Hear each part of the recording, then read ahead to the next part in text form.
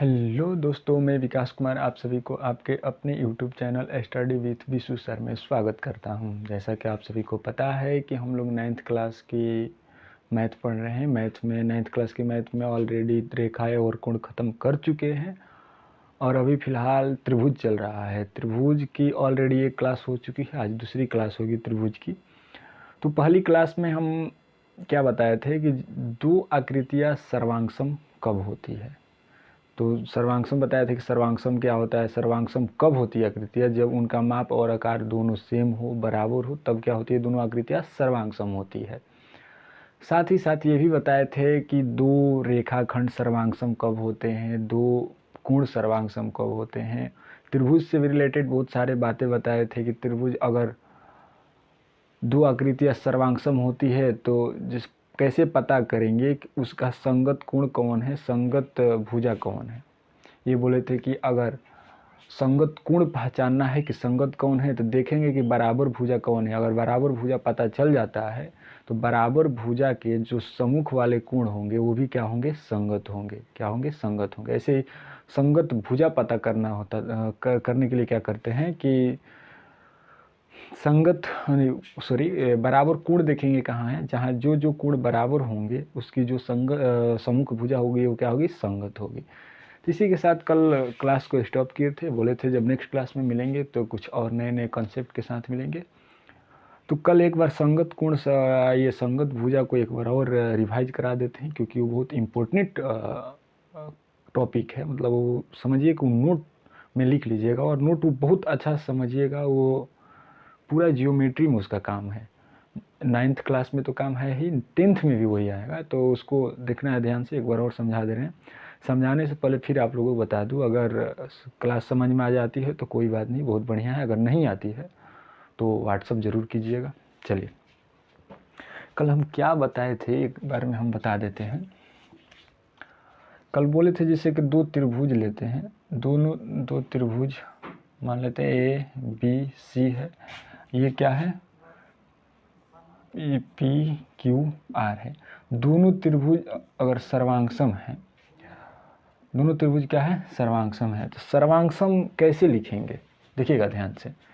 त्रिभुज ABC सर्वांगसम त्रिभुज PQR लिखेंगे, या त्रिभुज ABC सर्वांगसम त्रिभुज QPR लिखेंगे, या त्रिभुज ABC सर्वांगसम त्रिभुज PRQ लिखेंगे, या त्रिभुज ABC सर्वांगसम त्रिभुज QRP लिखेंगे, या त्रिभुज ABC सर्वांगसम त्रिभुज RQP लिखेंगे, या त्रिभुज ABC सर्वांगसम त्रिभुज RPQ, RPQ लिखेंगे। तो मतलब इसमें से कौन कैसे, इसका मतलब क्या है, अलग अलग लिखे हैं नाम में। देखिए ये जो शीर्ष का स्थान है ये अलग अलग है और ज़्यादा कुछ नहीं। देखिए यहाँ P था तो P दूसरे नंबर पर चला गया। तो शीर्ष में केवल शीर्ष का जो नाम है उसी का अंतर है। तो कौन कब लिखते हैं, इसका मतलब क्या होता है, बारी बारी से समझा रहे हैं, समझिएगा। देखिए ABC सर्वांगसम त्रिभुज PQR लिखते हैं तो इसका मतलब यह है कि A का संगत क्या है, P है, B का संगत क्या है, Q है, C का संगत R है। संगत है, अगर सर्वांगसम है तो इतना पता है कि जब दो आकृतियाँ सर्वांगसम होती है तो उनके संगत कोण और संगत भुजाएं क्या होती है, आपस में बराबर होती है। तो इसका मतलब कि A का संगत P है तो A के बराबर P होगा, B के बराबर Q होगा, C के बराबर R होगा। वैसे ही अगर भुजा लेते हैं तो AB के संगत PQ है तो AB बराबर PQ होगा। ऐसे ही BC बराबर QR होगा।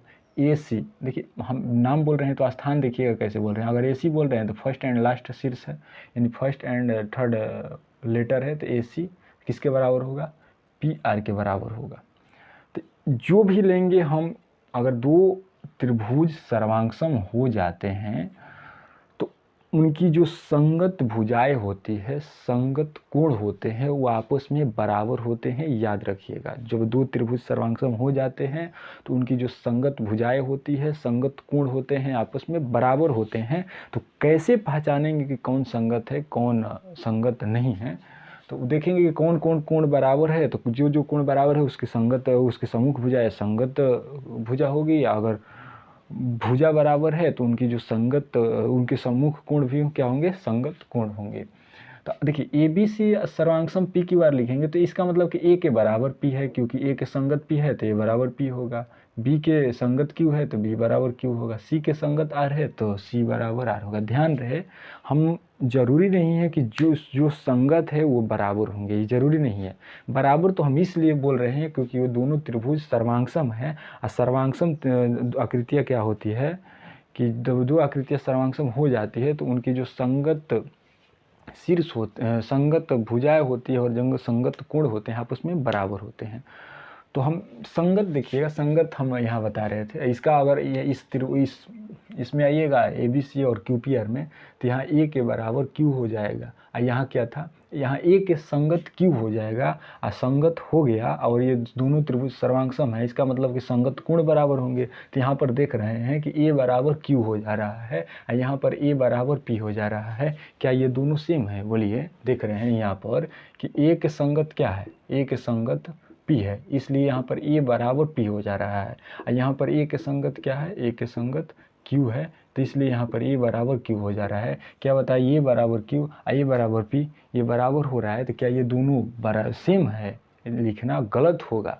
तो हम ऐसे जो भी हम संगत से शीर्ष देंगे, देखेंगे कि जो जो इधर इस साइड में हम दिए हैं उसी संगत से आगे भी देंगे, उसी संगत क्रम से आगे भी देंगे। जो जो इधर शीर्ष दिए हैं सर्वांगसम के बाद उसी संगत से आगे भी देंगे। समझ में आ गया होगा। तो टोटल दो त्रिभुज की कितनी संगत शीर्षों की संगतताएं होती है? 6 हो जाएगी। देख लीजिए 6 आपके सामने, 1 2 3 4 5 6 अलग अलग तरीक़ों से लिखते हैं। इनका अलग अलग तरीका लिखने का मतलब एक ही थोड़ी ना है, इसका अलग अलग काम भी है। मतलब ए के बराबर यहाँ क्यू है, यहाँ पर ए के बराबर पी है, यहाँ पर ए के बराबर, मतलब अलग अलग है। तो ध्यान से देखना है। चलिए मिटा के आगे बढ़ते हैं।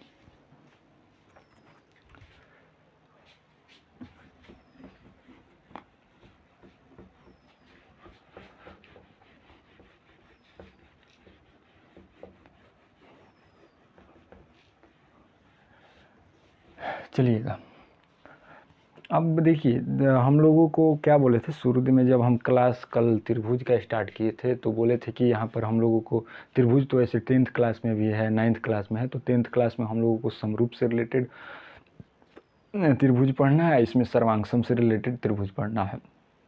तो हम लोग यहाँ 9th क्लास में त्रिभुज के सर्वांगसम पढ़ेंगे, त्रिभुज के सर्वांगसम पढ़ेंगे। देखिए हम क्या बोले कि जब दो आकृतियाँ सर्वांगसम कब होती है, जब उनका आकार और माप सेम हो। तो ठीक है, हो गई, मान लीजिए हम दो त्रिभुज सर्वांगसम हो गए। तो ये भी बोल रहे हैं कि जब दो आकृतियाँ सर्वांगसम होती है तो उनके जो संगत कोण होते हैं, संगत भुजाएं होती है, आपस में क्या होती है, बराबर होती है। ये भी लिख लीजिए, नोट देकर लिख लीजिएगा कि जब दो त्रिभुज के बारे में लिख रहे हैं, दो त्रिभुज सर्वांगसम होते हैं, सर्वांगसम होते हैं तो उनके संगत कोण और संगत भुजाएं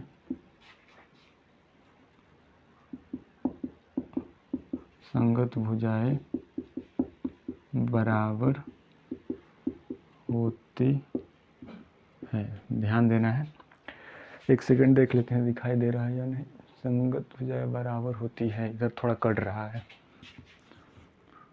बराबर होती है। आइए अब नोट देकर लिख लीजिएगा। ये त्रिभुज में ही नहीं, इस कोई भी आकृति में हम लोग लिख सकते हैं। जब दो आकृतियाँ सर्वांगसम होती है तो हम लोगों को त्रिभुज पढ़ना है तो इसीलिए हम त्रिभुज लिखवाए हैं। देखिए कोई बोलेगा कैसे होती है, तो इसी को हम लोग CPCT से बताते हैं। कैसे होती है CPCT? C से कॉरेस्पॉन्डिंग होता है, P से पार्ट होता है, फिर C से कॉन्ग्रेंट होता है, T से ट्रायंगल होता है। कॉरेस्पॉन्डिंग मीन्स C से कॉरेस्पॉन्डिंग हिंदी होता है संगत, P से पार्ट माने भाग होता है, C से फिर कॉन्ग्रेंट होता है सर्वांगसम या सर्वांगसम को सर्वांगसम, हाँ, टी से ट्राइंगल जो त्रिभुज होता है, त्रिभुज। तो सर्वांगसम त्रिभुज के जो संगत भाग होते हैं वो क्या होते हैं, आपस में बराबर होते हैं। कैसे होते हैं, इसको शॉर्टकट में हम लोग सीपीसीटी देंगे। देखिए, अगर कहीं ये यूज करेंगे, कहीं कोण को बराबर करेंगे, कहीं भुजा को बराबर करेंगे, तो इतना लिखना बार बार दिक्कत होगी, लिख नहीं सकते हैं। लिखेंगे देर होगी, समय लगेगा, तो हम डायरेक्ट हम सीपीसीटी से काम चलाएंगे। कब काम चलाएंगे, देखेंगे जब दो आकृतियाँ मान लीजिए त्रिभुज, जब दो त्रिभुज सर्वांगसम हो जा रहे हैं तो उनकी जो संगत भुजाएं है, संगत कोण है, बराबर करना होगा। तो हम बोलेंगे कि कैसे बराबर हो रहे हैं, सीपीसीटी से बराबर हो रहे हैं। यानी कि सीपीसीटी का मतलब हम क्या बता रहे हैं, सीपीसीटी का मतलब क्या होता है कि जब दो त्रिभुज सर्वांगसम होते हैं तो उनके जो संगत भाग होते हैं क्या होते हैं, बराबर होते हैं। क्या होते हैं, बराबर होते हैं। चलिए अब देखिए आगे हम बढ़ेंगे, क्या बढ़ेंगे, दो त्रिभुज के सर्वांगसम के बारे में पढ़ना है। तो देखिए सर्वांगसम होते हैं तो उनकी जो संगत भुजाएं और संगत कोण होते हैं बराबर होते हैं। तो हम ये भी बोल सकते हैं कि जब दो त्रिभुज के संगत कोण, संगत भुजा बराबर हो तो क्या होती है, आपस में दोनों त्रिभुज सर्वांगसम होते हैं। देखिए इसको एक एग्जांपल के साथ अच्छा सा और समझते हैं। देखिएगा, A B C P Q R, ये त्रिभुज है, दोनों त्रिभुज हम बोल रहे हैं कि बताइए दोनों सर्वांगसम हैं। तो क्या बोलेंगे, दोनों त्रिभुज सर्वांगसम है तो क्या कोई भी कोण थोड़ी ना बराबर हो जाएंगे। सर्वांगसम होने के बाद संगत कोण असंगत भुजा बराबर होगी। ये नहीं कि देखिएगा कि दोनों त्रिभुज सर्वांगसम है तो फट दे कोनो भुजा लीजिएगा ये बराबर क्यों कर दीजिए, ऐसे नहीं करना है। देखेंगे कि एक संगत कौन है, एक संगत जो होगा वही बराबर होगा। हम आगे क्वेश्चन सोल्व करवाएंगे तो और अच्छा से संगत आप लोग समझ जाइएगा।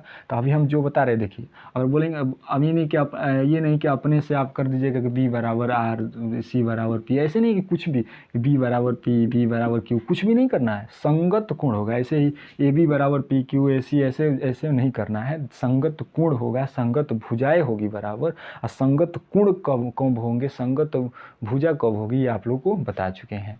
देखिए हम एक अब क्या बताना चाह रहे थे कि दो त्रिभुज सर्वांगसम कब होते हैं। अच्छा ये बताइए, हम क्या बोले कि जब दो त्रिभुज सर्वांगसम होते हैं तो उनकी संगत कोण और संगत भुजाएं बराबर होती है। ठीक है, उसका उल्टा बोलते हैं कि जब दो त्रिभुज के संगत कोण असंगत भुजाएं बराबर हो रही हो तो क्या हम ये नहीं बोल सकते हैं कि दोनों त्रिभुज सर्वांगसम होगा। क्या बोलिए, कि जब दो त्रिभुज के संगत कोण असंगत भुजाएं बराबर हो तो हम ये भी बोल सकते हैं कि दोनों त्रिभुज क्या होंगे, सर्वांगसम होंगे। तो देखिए संगत कोण, ऐसे कोण इस त्रिभुज के कितने होते हैं, तीन। एक त्रिभुज के कितने कोण होते हैं, तीन। तो फिर तीन ये कोण, फिर भुजाएं कितनी होती है, तीन, फिर तीन ये भुजा, तो कितने हो गए, छः।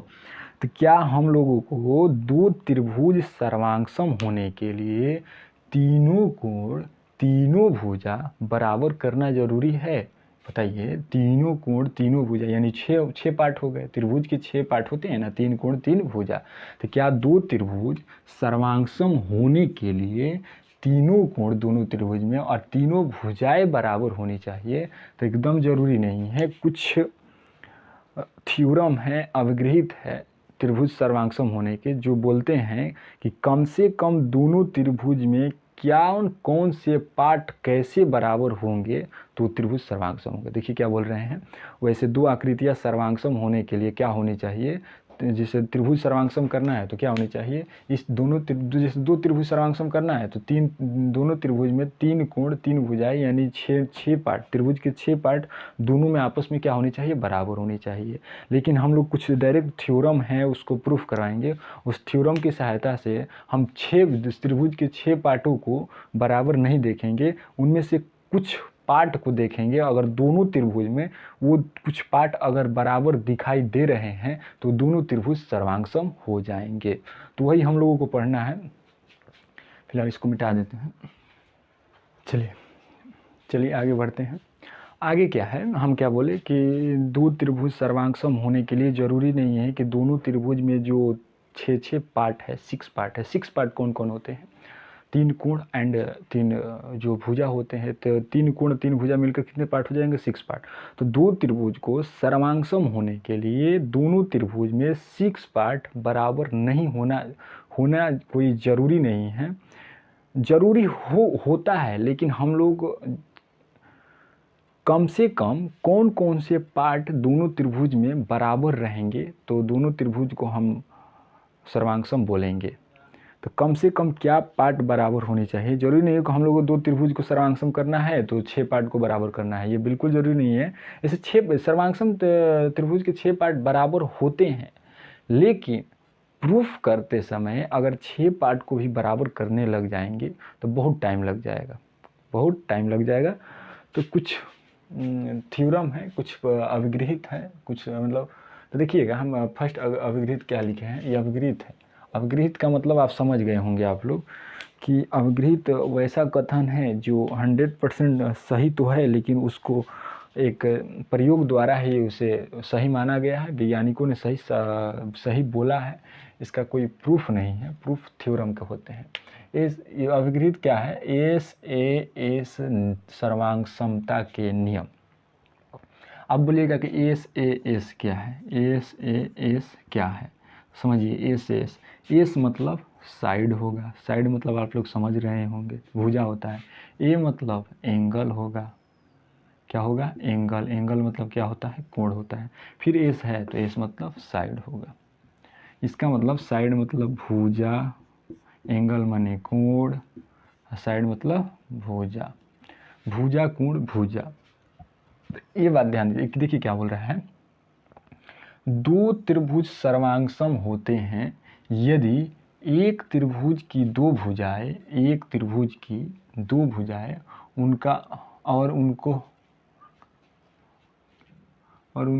अंतर्गत कोण, हाँ देखिए, एक त्रिभुज की दो भुजाएं और उनका अंतर्गत कोण। देखिए ये भी समझने वाला है कि दो भुजाएं और उनका अंतर्गत कोण का मतलब क्या होता है, समझिएगा। एक त्रिभुज बना रहे हैं, त्रिभुज में बोलेंगे कि अंतर्गत कोण, ये कोण कौन भुजा का अंतर्गत है, तो देखेंगे कि वो कोण किस भुजा के अंदर है, किस भुजा मतलब किस शीर्ष पर है, और वो शीर्ष किन भुजा से मिलकर बना है। तो देखिए ये कोण क्या है? ये कोण है। ये कोण किस शीर्ष पर है? इस शीर्ष पर है। ये शीर्ष कौन भुजा मिलकर बना है? तो ये वाला और ये वाला। इसलिए क्या बोलेंगे कि ये जो कोण है, इस कोण को कौन भुजा अंतर्गत कर रही है? ये और ये, इस नाम दे देते हैं ए बी सी। तो क्या बोलेंगे? कोण ए को भुजा ए बी और ए सी अंतर्गत कर रही है, यानी कि दो भुजा है और दोनों बीच के अंतर्गत मतलब अंदर कौन सा कोण है? ए है। तो ये बोल रहा है कि दो भुजाएं और उनका अंतर्गत कोण, जब ये दोनों भुजा ले रहे हैं तो इनका अंतर्गत कोण कौन होगा? ये वाला होगा, न कि ये वाला होगा। तो कौन होगा? ये वाला होगा। अगर ये भुजा ले रहे हैं तो अंतर्गत कोण कौन होगा? ये वाला होगा। तो ध्यान देना है, अगर ये वाला भुजा ले रहे हैं तो अंतर्गत कोण कौन होगा? ये वाला होगा। आप लोगों को आशा करते हैं समझ गए होंगे कि अंतर्गत कोण क्या होता है। जब दो भुजाओं के बीच जो दो भुजाओं के त्रिभुज के दो भुजाओं को काटने से जो शीर्ष बनता है, शीर्ष पर जो कोण बनता है, उस दोनों भुजा के लिए क्या बोलते हैं? अंतर्गत कोण बोलते हैं। या सिंपल भाषा में बोलिए, अंतर्गत कोण क्या होगा? तो दो भुजाओं के बीच के जो कोण होंगे ना, वही क्या होंगे? अंतर्गत कोण होंगे। तो अगर ये दो भुजा है तो इसका अंतर्गत कोण ये होगा, अगर ये दोनों भुजा है तो इसका अंतर्गत कोण ये होगा, ऐसे ही वो भी होगा। तो क्या बोल रहा है कि एक त्रिभुज के दो भुजाएं और उनका अंतर्गत कोण दूसरे त्रिभुज के दो भुजाओं और उनके अंतर्गत कोण के बराबर है, तो दोनों त्रिभुज क्या होंगे? सर्वांगसम होंगे। ध्यान रहे, यहाँ पर एक आकृति इधर ही बना देते हैं, छोटा सा नाम दे देते हैं DEF। ध्यान दीजिएगा, हम क्या बोले हैं कि यदि एक त्रिभुज की दो भुजाएं और उनका अंतर्गत कोण दूसरे त्रिभुज की दो भुजाएं और उनके अंतर्गत कोण के बराबर है तो दोनों त्रिभुज सर्वांगसम हो जाएंगे। तो मान लेते हैं ये भी क्या होगा? ये भुजाएं दोनों और ये कोण बराबर है। मतलब कहने का मतलब कि अगर ये भुजा बराबर होनी चाहिए, फिर ये भुजा बराबर होनी चाहिए, तब से इसके जो अंतर्गत करने वाले कोण है, तो इस दोनों भुजा का अंतर्गत करने वाला कोण कौन है, ये है। इस दोनों भुजा करने वाला का अंतर्गत ये है। ये भी दोनों क्या होनी चाहिए, आपस में बराबर होना चाहिए। या एक और एग्जाम्पल लेते हैं,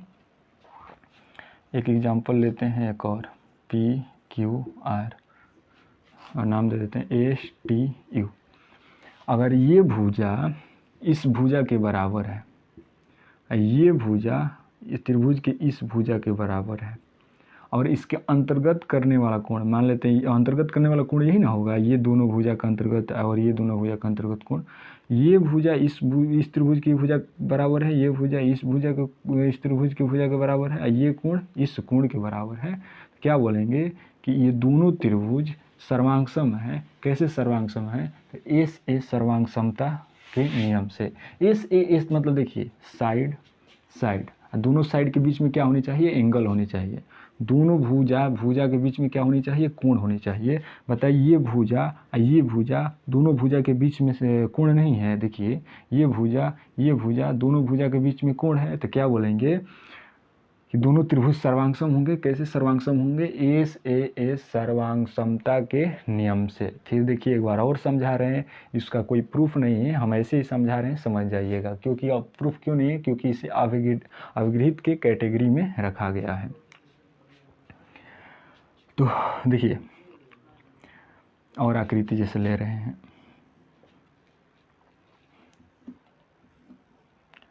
A B C P Q R. मान लीजिए इस बार ये भुजा इस भुजा के बराबर है, फिर ये वाला भुजा इस भुजा के बराबर है, और दोनों भुजाओं के अंतर्गत कोण इसका अंतर्गत कोण दोनों बराबर है। तो क्या बोलेंगे, किस सर्वांगसम है, कैसे सर्वांगसम है, ए से एस सर्वांग समता के नियम से सर्वांगसम है। क्योंकि ए से एस सर्वांग समता के नियम क्या कहता है कि दो त्रिभुज सर्वांगसम होंगे, कब होंगे, जब दोनों त्रिभुज में एक त्रिभुज का दो भुजा और उसका अंतर्गत कोण दूसरे त्रिभुज के दो भुजा उनके अंतर्गत कोण के बराबर हो, तो क्या होंगे, दोनों त्रिभुज सर्वांगसम होंगे। कैसे सर्वांगसम होंगे, ए से एस सर्वांगसमता के नियम से।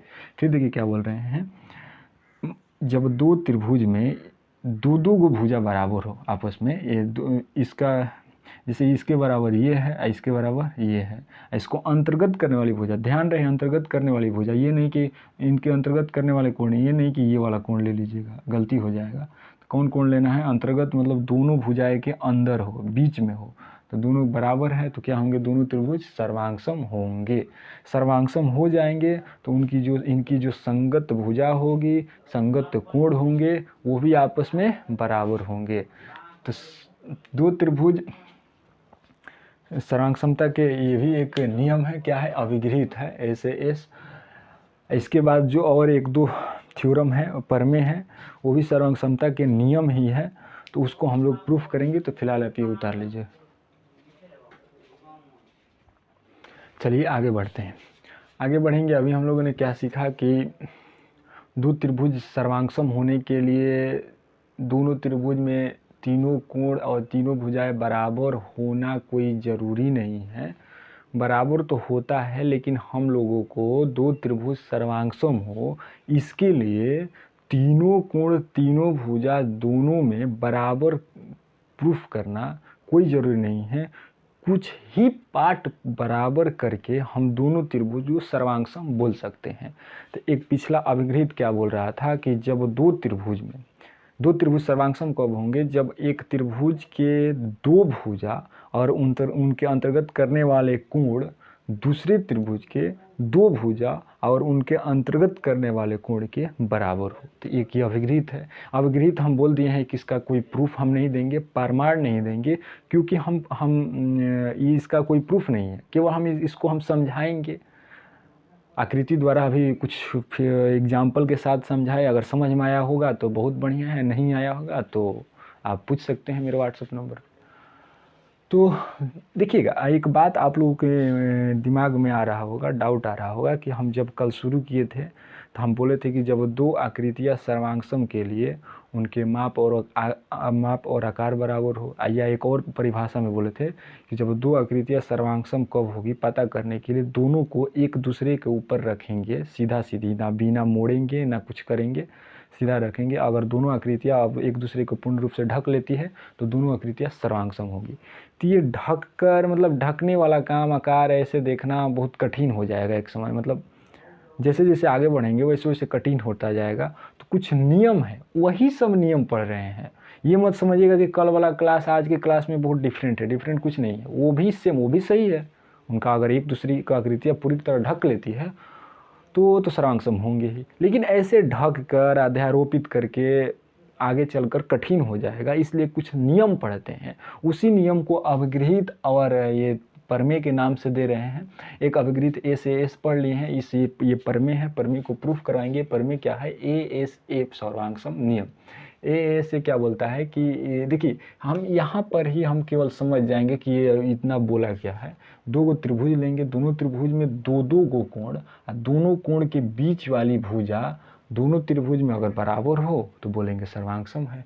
देखिए समझते हैं, दो त्रिभुज सर्वांगसम होते हैं यदि एक त्रिभुज के दो कोण और उनकी अंतर्गत भुजा, ध्यान रहे उसमें क्या था, ऐसे इस सर्वांगसम अवगृहित में दो भुजा और उनके अंतर्गत कोण था, यहाँ ठीक उल्टा है, दो कोण है और दोनों कोण के अंतर्गत भुजा है, दूसरे त्रिभुज के दो कोण और अंतर्गत भुजा के बराबर हो तो क्या बोलेंगे कि दोनों त्रिभुज सर्वांगसम होते हैं। ये कौन बोलता है? ए सर्वांगसमतम नियम बोलता है। इसे प्रमेय की कैटेगरी में रखा गया है। तो आप बोलवे कीजिएगा कि प्रमेय है तो प्रूफ करवाइए कि कैसे होगा। तो चलिए प्रूफ करवाते हैं, पहले आकृति बनाते हैं। दो आकृति बनाएंगे क्योंकि दो त्रिभुज की ज़रूरत है। क्या लिखे हैं? दो त्रिभुज सर्वांगसम। एक का नाम ABC दे देते हैं, एक का नाम PQR दे देते हैं।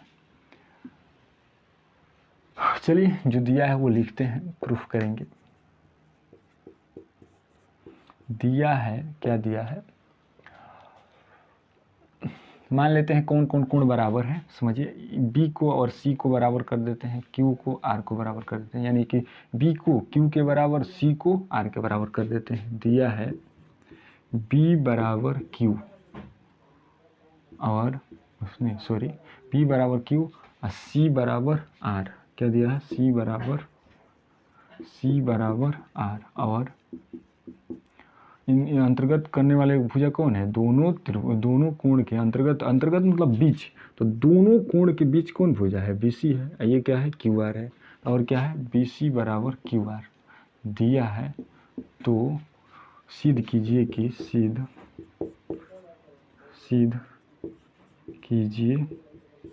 कि त्रिभुज ABC सर्वांगसम त्रिभुज PQR। देखिए क्या दिया था, दो कोण बराबर थे। देखिए दो कोण, तो हम इस कोण के बराबर ये कर दिए हैं, ये कोण के बराबर ये कर देते हैं, और इनके अंतर्गत भुजा BC है, इसका QR है। तो दो कोण और इनके अंतर्गत करने वाली भुजा क्या है? बराबर है, तो दोनों त्रिभुज सर्वांगसम होंगे, यही प्रूफ करना है। चलिए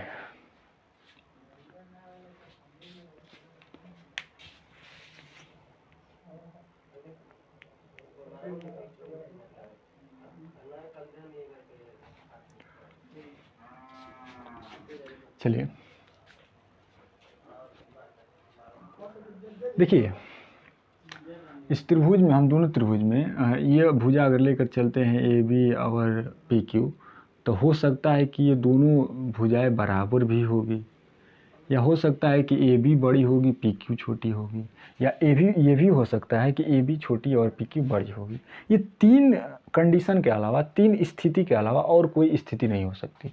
हो सकता है कि AB बराबर PQ हो सकता है कि AB बड़ा PQ छोटा हो, या हो सकता है AB छोटा PQ बड़ा हो। पहले स्थिति 1 देखते हैं। स्थिति 1 क्या हो सकता है? यदि AB बराबर PQ हो, AB बराबर PQ हो, तब क्या करेंगे देखिएगा। त्रिभुज ए बी सी और त्रिभुज पी क्यू आर लेंगे। दोनों में देखेंगे क्या क्या बराबर है, ए बी सी वाला है। तो ए बी सी में अभी हम क्या है, अगर स्थिति 1 में देखें कि ए बी बराबर पी क्यू, स्थिति 1 क्या था, ए बी बराबर पी क्यू, तो ए बी बराबर पी क्यू लिख देते हैं, दोनों बराबर होगी। और देखिए बी सी बराबर क्यू आर लिख देते हैं, बी सी बराबर क्यू आर। बोलिएगा कैसे, तो देखिए दिया है बी सी बराबर क्यू आर दिया है, अंतर्गत करने वाली जो भुजा है बराबर होगी। और फिर ये भी दिया है कि कोण बी बराबर क्या है, कोण क्यू है, कोण बी बराबर क्या है, कोण क्यू है। तो ध्यान से देखिए, ये स्थिति हम माने हैं ए बी बराबर पी क्यू, ये दोनों बराबर है। ये बी सी बराबर क्यू आर दिया है। तो ये देखिएगा ना, तो ये दोनों भुजा जो जो बराबर है वो दूसरे त्रिभुज से, इसका अंतर्गत कोण जो बी है उस त्रिभुज में भी जो जो भुजा बराबर है उसका अंतर्गत करने वाले कोण क्यू के बराबर है। तो ये कब होता है कि दो भुजा और उसके अंतर्गत करने वाली कोण, दो भुजा अंतर्गत करने वाला कोण बराबर कब होता है, तो एस ए एस से ही ना, कुछ देर पहले पढ़े, दो गो भुजा चाहिए और दोनों भुजा के बीच में क्या चाहिए, कोण चाहिए। तो देखिए ये भुजा दो भुजा है और इसके बीच में क्या है, कोण है। देखिए सेम कोण है। तो इसलिए हम ये नहीं बोल सकते हैं, इसलिए एस ए एस सर्वांग समता अभिगृहित से, सर्वांग समता अभिगृहित से, अभिगृहित ही ना था, क्या बोल सकते हैं, त्रिभुज ए बी सी सर्वांगसम त्रिभुज पी क्यू आर, यही बोल सकते हैं। चलिए लिख लीजिए। अच्छा बताइए, लिखने से पहले मैं बता दूं, अगर दोनों त्रिभुज सर्वांगसम हो गए तो इनकी जो संगत भुजा होंगे, संगत कोण होंगे, वो भी क्या होंगे, आपस में बराबर होंगे। तो ए बी बराबर पी क्यू तो दिया है, बी सी बराबर क्यू आर दिया है, बच क्या रहा है ए सी। तो ए सी किसके बराबर होगा, पी आर के बराबर। कैसे होगा, सी पी सी टी से होगा। हम कुछ देर पहले बताए थे कि जब दो त्रिभुज सर्वांगसम हो जाते हैं तो उनके जो संगत भुजाएं, संगत कोण होते हैं, वो क्या होते हैं, आपस में बराबर होते हैं। कैसे होते हैं, सी पी सी टी से। सी पी सी टी का मतलब कोरेस्पॉन्डिंग पार्ट कॉन्ग्रुएंट ट्राइंगल। आगे बढ़ेंगे तो कोण ए बराबर क्या हो जाएगा, कोण पी हो जाएगा। कोण ए बराबर क्या हो जाएगा, कोण पी हो जाएगा।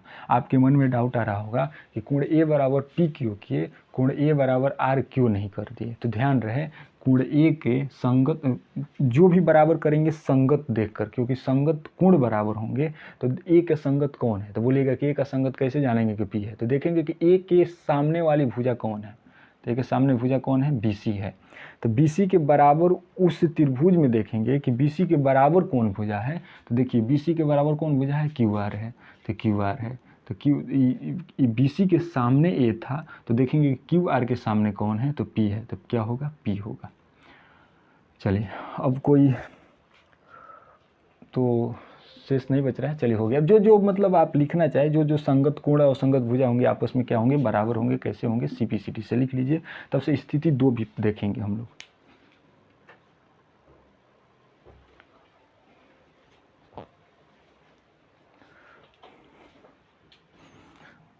चलिए स्थिति 2 देखते हैं। स्थिति 2 में देखिए क्या हो सकता है।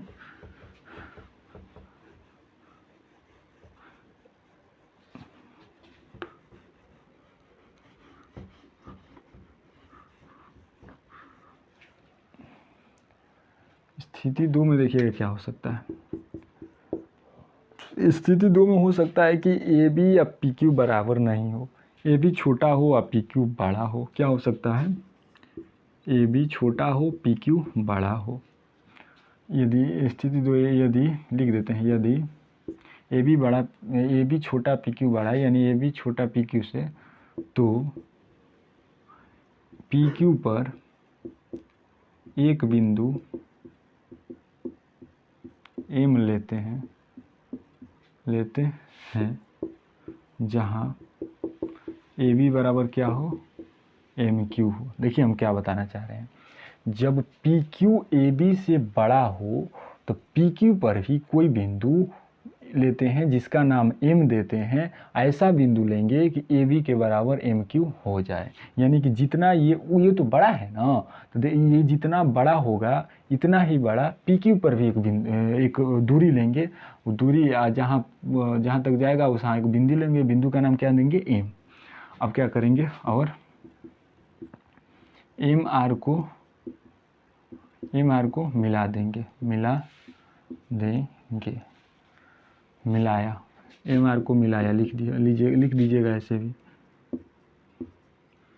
क्या करेंगे, एम आर को मिला देंगे। चलिएगा अब क्या करेंगे, अब त्रिभुज प्रूफ करेंगे। त्रिभुज ए बी सी और त्रिभुज एम क्यू आर में, मतलब ये वाला त्रिभुज है, ये वाला त्रिभुज लेते हैं, तो दोनों त्रिभुज में देखिएगा तो क्या होगा, ए बी बराबर एम क्यू होगा। बोलिएगा कैसे होगा, तो स्थिति हम लोग 2 से कुछ बदलाव करके क्या कर दिए हैं, ए बी बराबर एम क्यू किए हैं। हाँ, ये क्या हो जाएगा, बी सी बराबर क्यू आर ऑलरेडी दिया है, बी सी बराबर क्यू आर क्या दिया है, देखिए बी सी बराबर क्यू आर दिया है, तो साइड में लिख देते हैं दिया है। अब फिर ये कोण बी बराबर कोण क्यू भी दिया है, कोण बी बराबर कोण क्यू। देखिए दोनों में जब भी देखेंगे, जब ये दोनों त्रिभुज लिए हैं ना, तो इसी दोनों में तुलना करेंगे। ये नहीं कि ऐसे कीजिए कोण ए बराबर कोण पी करने लगिए, तो ऐसे दिक्कत हो जाएगा। ये कोण पी तो एम क्यू आर के बाहर ना है, तो जो त्रिभुज लेंगे उसी त्रिभुज के अंदर, उसी त्रिभुज में पार्ट देखेंगे, भुजा पार्ट में मतलब भुजा देखेंगे, कोण देखेंगे, ना त्रिभुज के बाहर नहीं जाएंगे। तो चलिए b बराबर क्यू हो गया, तो देख रहे हैं कि ये बराबर ये है, ये बराबर ये है, और इसके अंतर्गत करने वाले जो कोण है ये बराबर ये, तो इसलिए क्या हो, देख रहे हैं कि 2 भुजा है, इसको अंतर्गत करने वाला कोण है, 2 भुजा है, इसको अंतर्गत करने वाला कोण है, तो इसलिए क्या हो जाएगा, एस ए एस सर्वांग समता अवगृहित लिखिएगा, हम डायरेक्ट लिख दे रहे हैं एस ए एस से, त्रिभुज ए लिख रहे हैं एस ए एस से, इधर त्रिभुज ए बी सी सर्वांगसम त्रिभुज एम क्यू आर, त्रिभुज एम क्यू आर। इसलिए क्या होगा, जब 2 त्रिभुज सर्वांगसम हो जाते हैं तो उनके जो संगत कोण और संगत भुजा होती है क्या होती है, आपस में बराबर होती है।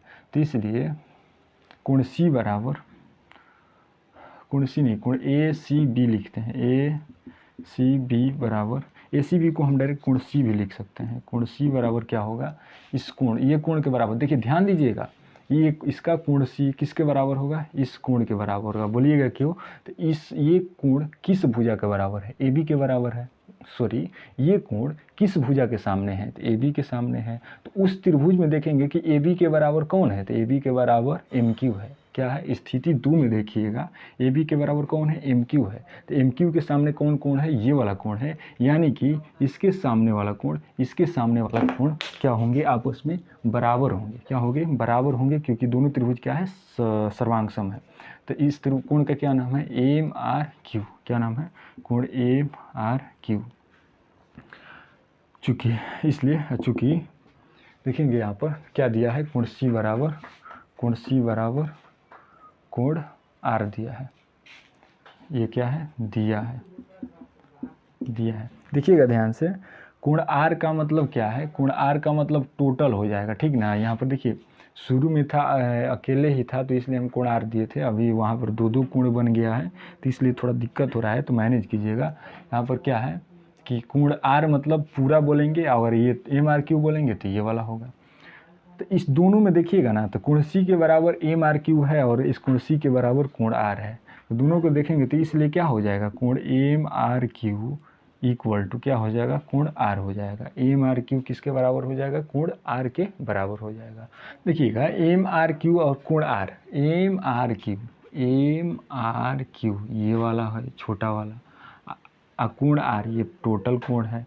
तो ये बराबर कब है, बराबर कब होंगे, संभव कब होगा, जब ये एम आर पी आर दोनों समपाती रेखा होगी, मतलब एम आर जाकर पी आर पर मिलेगी, तबे ना दोनों बराबर होगा, ऐसे तो बराबर नहीं होगा। तो लिखेंगे यह तभी संभव है जब एम आर और पी आर दोनों संपाती हो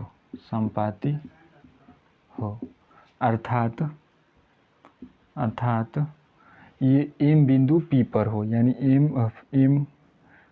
एम बिंदु एम और पी संपाती हो, अर्थात बिंदु एम और पी संपाती हो बिंदु एम और पी संपाती का मतलब क्या होता है कि दोनों बिंदु एक ही स्थान पर हो। आइए देखिए, एम आर पी आर संपाती का मतलब ये बिंदु वहाँ चला जाएगा तभी दोनों कोण बराबर होंगे, नहीं तो नहीं होंगे। तो दोनों कोण बराबर आने का मतलब कि ये रेखा इस पर संपाती हो, इसका मतलब ये बिंदु वहाँ जाएगा तभी ना संपाती होगा। देखिए ये रेखा को खींच कर इस पर इस रेखा पर ले जाइएगा तभी संपाती होगा। ये ले जाएंगे तो ये बिंदु कहाँ चला आएगा, पी पर। तो इसलिए क्या हो जाएगा, ए बी बराबर पी क्यू हो जाएगा। क्या हो जाएगा, एक सेकंड देख लेते हैं दिखाई दे रहा है या नहीं दिखाई दे पाएगा। हम इधर इसको मिटा देते हैं, यहाँ से मिटा देते हैं। इसलिए क्या हो जाएगा, अगर देखिए मानिए एम और पी संपाती होंगे, मतलब एम बिंदु पी पर चला जाएगा तो क्या हो जाएगा, पहले से क्या दिया था, ए बी बराबर एम क्यू स्थिति से था। तो एम के स्थान पर अगर पी आ जाएगा, क्योंकि दोनों तो संपाती ना है, दोनों क्या है, संपाती है। मतलब दोनों संपाती का मतलब कि दोनों का स्थान एक ही है। तो देख रहे हैं कि स्थिति 2 में क्या दिया था कि ए बी बराबर एम क्यू, यानी कि एम के स्थान पर क्या हो गया, अब पी हो गया। तो क्या हो जाएगा, इसलिए क्या हो जाएगा, ए बी बराबर पी क्यू। ए बी बराबर पी क्यू हो गया तो इसलिए हम क्या कह सकते हैं, देख रहे हैं ए बी बराबर पी क्यू हो गया और बी सी बराबर क्यू आर दिया है और बी बराबर क्यू है।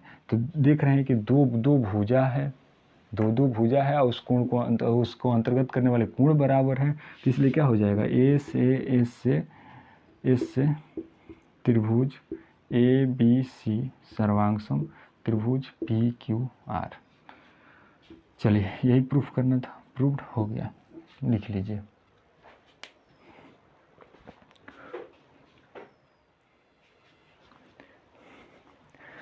चलिए नेक्स्ट थ्योरम आपके सामने है, ये थ्योरम परमे है। परमे तो इसके जो ठीक पीछे वाला परमे हम लोग क्या पढ़े, ए एस ए, उसी का ये कोई नया परमे नहीं है, उसी का एक उप परमे है। उप परमे क्या होता है, परमे से ही थोड़ा सा बदलाव होकर थोड़ा सा कुछ अलग जो हम नियम पढ़ते हैं उसको उप परमे बोलते हैं। तो परमे ए एस ए ही है, दो कोण और उसके बीच का अंतर्गत कर ले, उसकी का थोड़ा परिवर्तन हुआ है। तो क्या बोल रहा है कि जब ए एस है, क्या बोल रहा है कि यदि एक त्रिभुज के दो कोण और एक भुजा, दो कोण और एक भुजा, देखिए ये दोनों क्या है, ए किनारे पर है, ए एस का मतलब ये जरूरी नहीं है कि, देखिए ए एस ए और ए एस में क्या अंतर है कि ए का मतलब दो कोण, ये भुजा के दो कोण जो होना चाहिए वो दोनों कोण के बीच में भुजा नहीं होना चाहिए। ये भुजा के दोनों कोण, भुजा किनारे होनी चाहिए, दोनों कोण अलग होना चाहिए। यहाँ पर क्या है, दो कोण और अंतर्गत भुजा। देखिए एग्जाम्पल जैसे ले रहे हैं, जैसे कब बराबर होगा, जब जैसे दो त्रिभुज बना रहे हैं, दोनों त्रिभुज में ये कोण इसके बराबर है, ये कोण इसके बराबर है और ये अंतर्गत करने वाली भुजा इस अंतर्गत करने वाली भुजा बराबर है, तो ये वाला नियम लगेगा। क्योंकि दो कोण और इसका अंतर्गत करने वाली भुजा, दो कोण इसका अंतर्गत करने वाली भुजा क्या है, आपस में बराबर है, तो कौन नियम लगेगा, ए एस ए। ये कब लगेगा, देखिए जैसे हाँ, जैसे ये कोण बराबर है, ये कोण बराबर है और ये अंतर्गत करने वाली भुजा तो ये ना हुई, ये इसको छोड़कर साइड वाली भुजा, अंतर्गत करने वाली भुजा नहीं, साइड वाली ये हो सकती है या ये हो सकती है, कोई एक ये हो सकती है या ये हो सकती है, कोई एक बराबर हो। तो ये किस नियम से सर्वांगसम होगा, ए एस से। वही बोल रहा है कि दो कोण जरूरी नहीं कि इसके अंतर्गत करने वाली भुजा नहीं, अलग दूसरी भुजा अंतर्गत करने वाली भुजा होगी तो ये ए एस से सर्वांगसम होगा। अगर अंतर्गत करने वाली भुजा नहीं होगी तो ए एस से सर्वांगसम होगा। तो देखिएगा क्या बोल रहा है कि यदि एक त्रिभुज के दो कोण और एक भुजा दूसरे त्रिभुज के संगत कोण और भुजा के बराबर हो तो दोनों त्रिभुज सर्वांगसम होंगे। पहले आकृति बनाते हैं, ये एक आकृति है, ये दूसरी आकृति है, ए बी सी, ये मान लेते हैं पी क्यू आर है। देख लेते हैं आकृति दिखाई दे रही है या नहीं। चलिए दिखाई दे रही है। जो दिया है वो हम लिख लेते हैं। दिया है, क्या किया दिया है, दो कोण बराबर दिया है, तो कोई दो कोण बराबर कर लेते हैं। मान लेते हैं ये कोण इसके बराबर है, तो क्या हो जाएगा, कोण पी दिया है, तो कौन कौन त्रिभुज लिख लेते हैं, त्रिभुज पी क्यू आर और त्रिभुज ए बी सी में। देखिए दिया है का मतलब क्या होता है, हम लोग जो आकृति में जो हम दिया है क्वेश्चन में आकृति में, उसको शॉर्ट फॉर्म में अपने भाषा में लिख लेते हैं। जरूरी नहीं कि हम जैसे लिखें वैसे ही आप लिखिएगा, कुछ अपने भाषा में जो दिया है आकृति में और क्वेश्चन में वो हम यहाँ लिख देंगे। तो वही है। अब पीछे के क्वेश्चन में हम A P Q R A B C नहीं लिखे थे, तो इसमें कोई ज़्यादा डाउट में नहीं रहना है, कोई बात नहीं, आप लिख लीजिएगा, वो कोई बात नहीं भी लिखेंगे तो चलेगा। P Q R A B C में देख रहे हैं क्या है, ए बराबर पी है, कोण ए बराबर कोण पी बराबर ए, या कोण ए बराबर पी, ये क्या होता है। एक और कोण मान लेते हैं, कोण क्यू बराबर बी, कोण क्यू बराबर कोण बी, और क्या दिया है, देखिए दो कोण बराबर होनी चाहिए, और एक भुजा बराबर होनी चाहिए। एक भुजा वो अंतर्गत नहीं चाहिए, अंतर्गत लेंगे तो ये वाली भुजा हो जाएगी, लेकिन अंतर्गत नहीं लेना है, ये वाला ले लेते हैं, क्यू आर और बी सी, और क्यू आर बराबर बी सी। तो सिद्ध करना है, तो सिद्ध करना है, क्या सिद्ध करना है, त्रिभुज ए बी सी सर्वांगसम त्रिभुज पी क्यू आर सर्वांगसम होंगे, यही प्रूफ करना है। आगे बढ़ेंगे, प्रूफ करेंगे।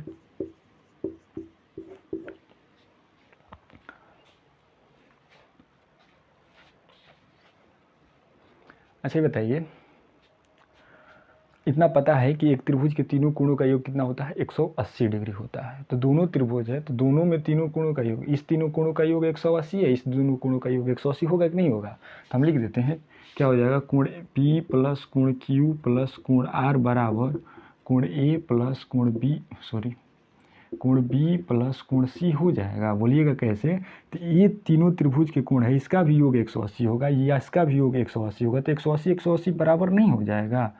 तो चलिए आगे बढ़ेंगे, कोण P प्लस कोण Q, इसी को बदल लेते हैं। देखिएगा कोण P किसके बराबर है, ए के बराबर, तो कोण P के स्थान पर क्या लिखेंगे, कोण A। कोण Q किसके बराबर है, कोण B के बराबर, तो क्या लिखेंगे कि Q के स्थान पर कोण B। हाँ, कोण R है ये, इक्वल टू कोण A प्लस कोण B प्लस कोण C। ए कट जाएगा, बी भी कट जाएगा, बचेगा क्या, कोण R बराबर कोण C बचेगा, कोण R बराबर कोण C बचेगा। तो अब क्या करेंगे, देख लेते हैं नीचे दिखाई दे रहा है या नहीं।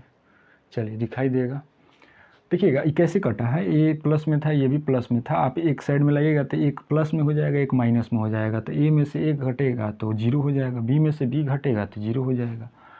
तो आप कर लीजिएगा एक स्टेप बढ़ाकर। आगे बढ़ते हैं, आगे बढ़ेंगे। अब क्या लेंगे, अब त्रिभुज पी क्यू आर और त्रिभुज ए बी सी में लेंगे। तो क्या है, कोण P बराबर कोण A तो दिया है, सॉरी ये वाला नहीं, कोण Q बराबर कोण B दिया है, कोण Q बराबर कोण B दिया है, और कोण R बराबर कोण C जस्ट हम लोगों ने कुछ देर पहले प्रूफ किया, कोण R बराबर कोण C। एक सेकेंड, अब दिखाई नहीं दे रहा है, ये एक इस साइड में एक लिख लेते हैं इसको, हाँ इधर लिख लेते हैं, कोण Q बराबर कोण B ये दिया था, देखिए दिया है, कोण R बराबर C हम लोगों ने कुछ देर पहले ये प्रूफ किया। और देखिएगा ये क्यू आर बराबर बी सी भी दिया है, क्यू आर बराबर बी सी दिया है, जो दिया है हम लिख देते हैं, दिया है, ये भी क्या है, दिया है। अब देखिएगा ध्यान से, यहाँ पर दिमाग लगाइएगा, क्यू बराबर बी ये वाला है, आर बराबर सी ये वाला है, क्यू आर बराबर बी सी। तो देख रहे हैं कि दो कोण बराबर है, और इसको अंतर्गत करने वाली जो भुजा है ये बराबर है, तो इसलिए ए एस ए से क्या हो जाएगा, त्रिभुज पी क्यू आर सर्वांगसम त्रिभुज ए बी सी हो जाएगा। हमें यही प्रूफ करना था, ए बी सी सर्वांगसम पी क्यू आर है, या पी क्यू आर सर्वांगसम ए बी सी, एक ही होता है। तो क्या करेंगे, प्रूफ्ड। चलिए आज इतना ही, आशा करते हैं आप लोग समझ गए होंगे। देखिए हो सकता है कहीं आप लोगों को डाउट हो रहा होगा, तो मैं आप लोगों को बता दूं कि जो जियोमेट्री के जितने सारे भी टॉपिक है थोड़ा टफ पढ़ते हैं, टफ नहीं है, समझ जाएंगे तो बहुत इजी हो जाएगा।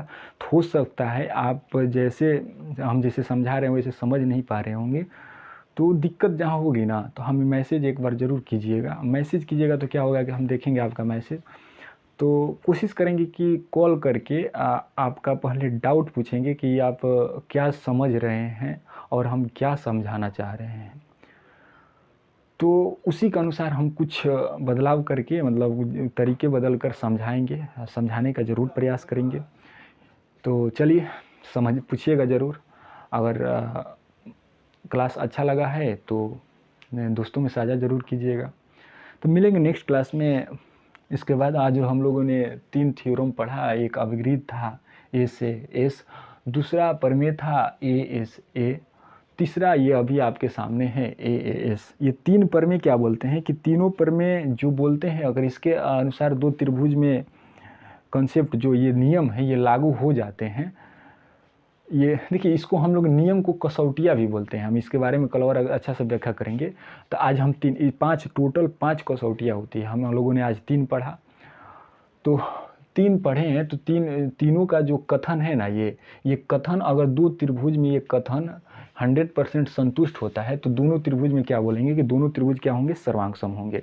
चलिए ठीक है, आज इतना ही, मिलेंगे नेक्स्ट क्लास में। नेक्स्ट क्लास में और कुछ नया नया कॉन्सेप्ट कुछ और नया प्रयास करेंगे अच्छे तरीके से समझाने के लिए। चलिए मिलते हैं नेक्स्ट क्लास में, चलिए थैंक यू।